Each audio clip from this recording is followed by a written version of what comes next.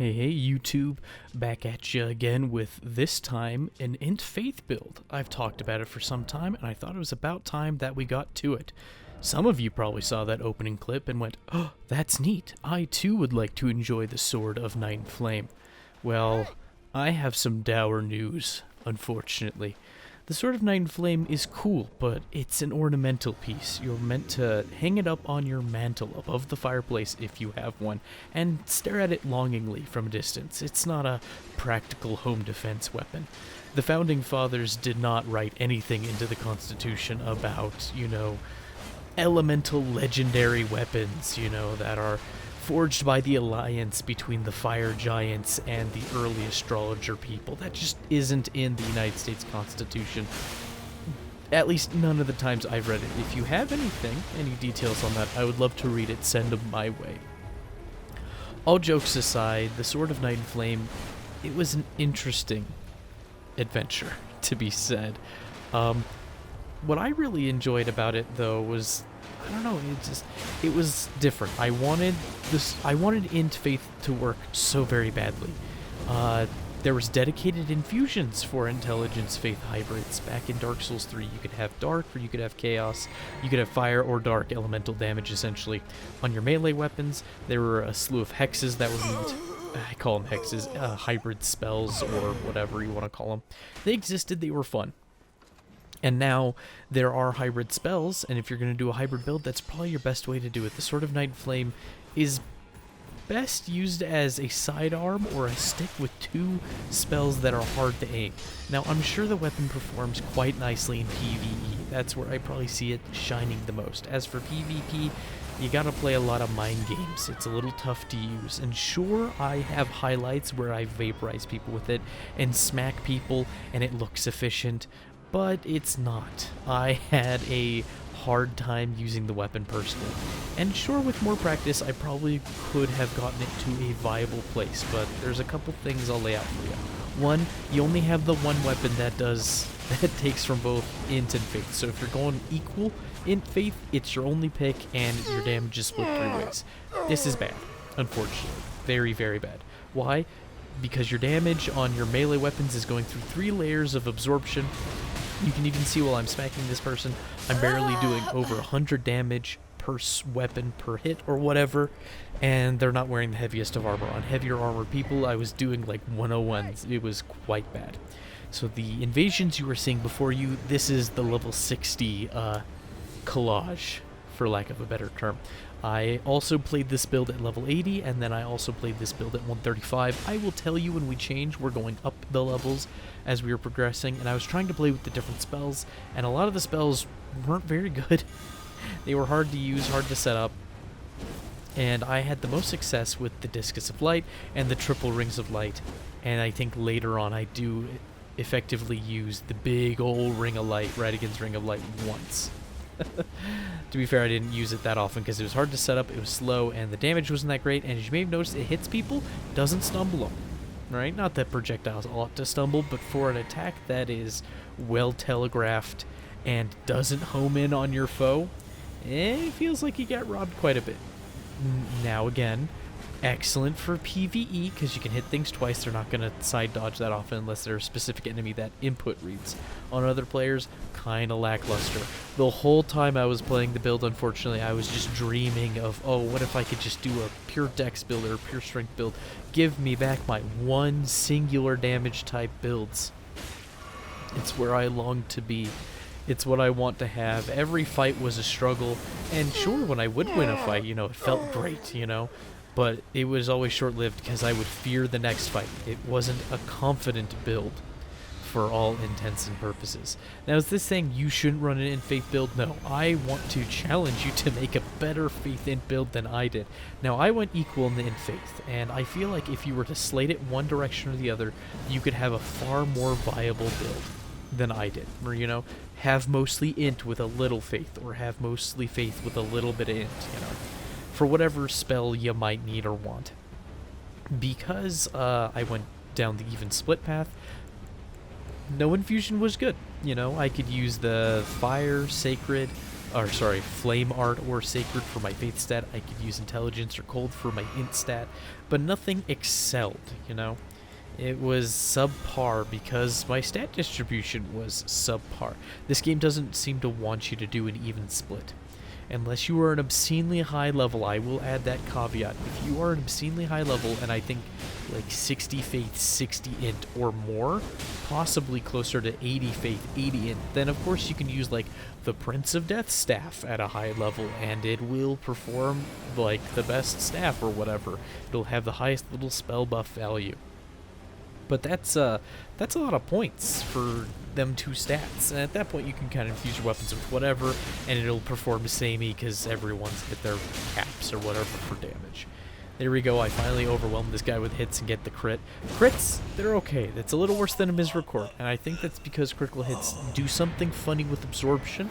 I don't know what they are. Oh, this was a funny little moment. I spawned in, immediately jumped because the camera was weird, and it put me in this perpetually falling animation until eventually my life is cut short. Just felt like including it. Oh, here's an instance of the rings of light, you know. And they have their purpose, you know. In my physic for these earlier invasions, I would put the 10 faith, 10 int in the physic blast, mostly so that these suckers would hit people and do damage, because I needed them to be a threat on their own since they didn't stumble people inherently. And I was able to kill that guy. He didn't have the most health, but very telegraphed, not too hard to dodge. And it's funny, the whole time I was recording this, you know, I said I was doing it in a kind of a sour mood. I was in a bit of a slump, so to speak.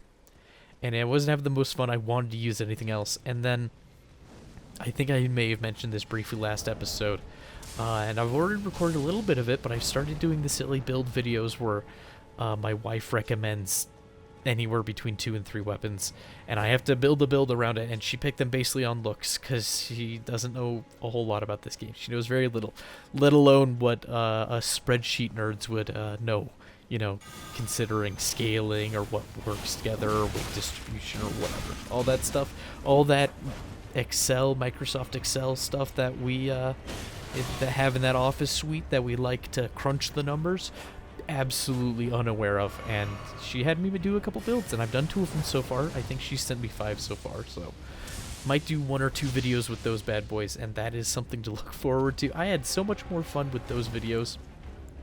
Kind of feels bad talking about how much more fun I had with a separate video that's not even out yet, but it kind of colored how bad Faith Int is in terms of feel, you know? Now, there were upsides like that. Honed Bolt hit that guy suspiciously hard, did well enough. There are better ways to get a Honed Bolt build, you know? Even though it could do a lot of things, it didn't do any of them super well. And yet again, if you are going to do a pure Faith Int build, even split, you're basically playing a paired swords build where you have 2 fancy tricks up your sleeve that everyone can see coming from a mile away, but if you happen to land them, you'll feel really cool. In PvE, you'll probably do a lot better than PvP. What other things can I say about it? Yeah, if you're going to do a Faith Int build, slate it in one direction or the other, you'll probably have significantly more success, or over-level the Kingdom Come. Those are kind of the options I see before me readily. I want to see one of these builds work out, and looking at builds is kind of a funny thing, right? Looking for inspiration on the internet, especially when it came to Elden Ring, at least early Elden Ring, right? Not everybody tries to make their build PvP viable necessarily, and you don't have to, right? You can just have a for fun build. But I remember in the early days of Elden Ring specifically, you look up a build and people are like, this is my build. This is how you make a real Int Faith build. And they're playing at like level, I don't know, 240. And it's like, you don't really have much of a build at that point. You didn't make any sacrifices. You just leveled up enough until you didn't need one anymore, you know? It's like, I did the math at this once. Like, if you want the minimum stats to wield everything in the game, you need to be like level 300-ish. And there's a little give and take, right? Because you want some endurance, right? So somewhere around level 300 approaching it, you can wield everything. You have the minimum stats. You have 48 dex or whatever. You have 60 strength. You have 70 int. You have 50 faith or whatever. 27 arcane. A good vigor pool and a good endurance pool. And it's not a build anymore. You haven't made any sacrifices. And this build, I would say, the Faith Int build, it made too many sacrifices and as a result doesn't succeed. A lot of my best clips are me fighting some naked dude. Naked dude has no absorption except for his base absorption from his level. He doesn't get any of them bonus percentages from his armor, and as a result I'm able to do decent damage to those folks. And it feels bad. I really want to like the Sword of Nightflame. I have a very distinct memory of very early on playing the game in the Mistwood. Didn't know what anything was, you know, playing on release. Playing with my brother, actually. And an invader snuck up on me, and he hit me with the fire attack on the Sword of Nightflame, and it one-shot me. And I remember going, wow, that's so cool and strong. I want to be that guy. And I, you know, toyed with the weapon a couple times, but didn't find it particularly good. Unfortunately. And I don't know if I could do something to fix it, personally. If I were to try to fix the Sword of Night and Flame, I don't know. I feel like any fixes I would come up with, from a design perspective, would break the weapon fundamentally, right? Because to either make it good, you'd have to increase its AR more, which it doesn't need. Look at this, fake duels. Every time, fake duels. Never trust them duels that aren't in the arena, kids. But it gives me the space I need to survive. Thank you, Elevator, for being in the down position. Saved my life once again. And see, I'm doing okay damage here. Not the best, you know. Not the best. I think we were level 80. Yeah, this is my first level 80 clip. I didn't mention that. So we've upgraded from 60 to 80. And I kept the Source Seal on, the America's Source Seal, because I just needed that Faith and Int boost so bad. I felt like my damage was abysmal. I was willing to risk low absorption for my level. And I never advocate Source Seal gaming after level 60. It's rarely worth it. 80 is probably the upper limit if you absolutely have to have it, but then you should probably fix your build. Don't do this build. I like the fashion. Don't do the build. Steal the fashion, right? Fingerprint helm, prelate gloves and boots, astrologer hood robe, you know, the chest piece. Looks good. Wear it. That's fine. Just don't do Int Faith unless you're doing it differently. Now, there's probably an exception, a big caveat that I haven't thought about in all of this. There are people who do spell combo builds, right? And I believe that takes a combination of Int Faith. I don't know how the stats are stated, right? That is probably the biggest exception to everything I've said thus far, right? I was trying to couch all of this in the mindset of you're doing an Int Faith build, but you want to use the Sword of Night Flame, right? If you don't care about the Sword of Night Flame, do one of those silly spell combo builds. That's probably the way to do it. And honestly, I don't even know if spell combo builds need Int Faith. I know some do, right? But I think the most of them, they just do mostly Faith. They have, you know, the Azure Staff in the offhand combined with the Radigan icon that gives you casting speed as well. They put that in the offhand. And then they have just a Faith Seal in their main hand, and then they do spell combos, right? And that's how it works. I've seen some people combine them, you know, they have Faith Int, so they do exist, and they are fairly useful. They're just not what this was. So, if you're doing Faith Int, do that. I need to find one of those. I do.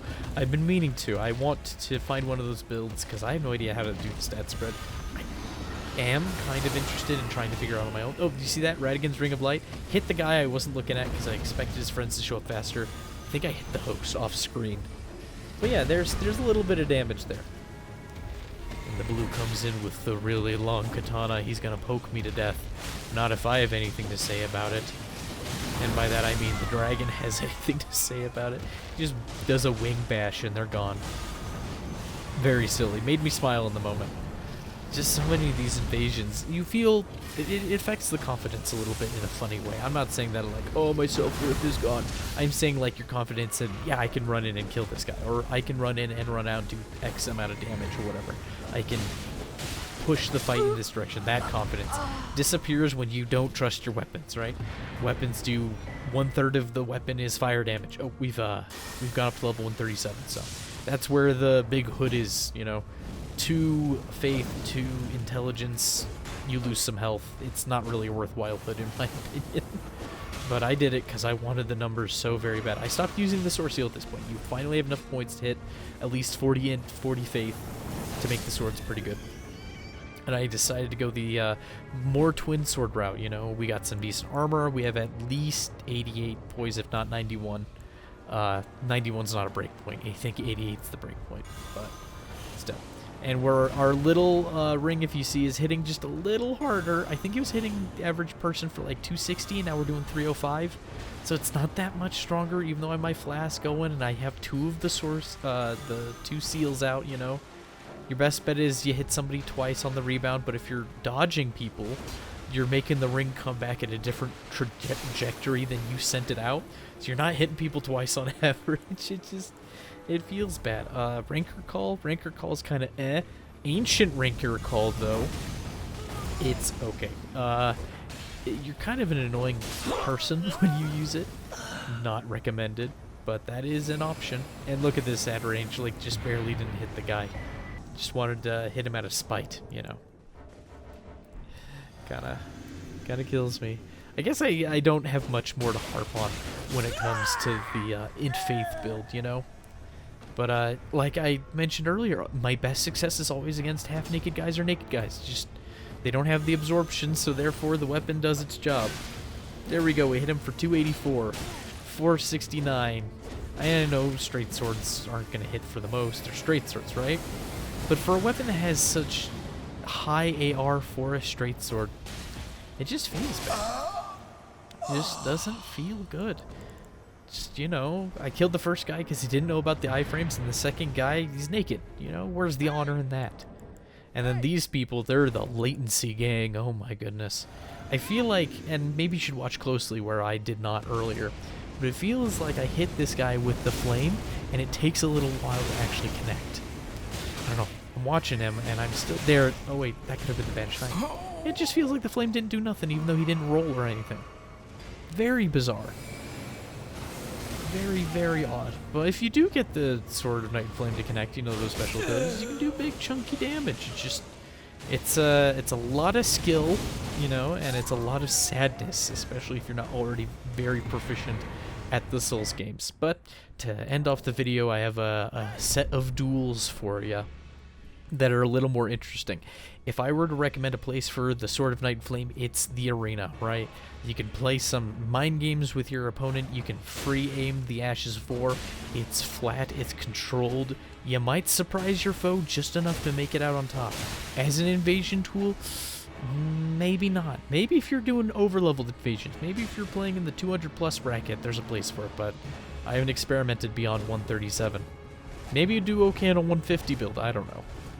I doubt it, though. I doubt it. But, don't let me discourage you. You do what you want, you play with it yourself, you get your own testimony about this. About the veracity of the Sword of Night and Flame. And the power stance straight sword backswing doing all the work for your PvP. There we go, see? You have to angle it downward. It has a strange upward angle. It feels like it kind of cruises upward at like a 25 or 30 degree angle, you know? Kind of weird. Kind of weird that Sword of Night and Flame is. But I thank you for joining me today. I'm excited about the next video. Please show up for that one. It's gonna be fun. I've already had fun, and I hope my outlook doesn't change. But still, we have more videos in the works, and I say we royally. It's just me. But thank you, and I hope you have one fantastic day. You've earned it. Bye-bye now.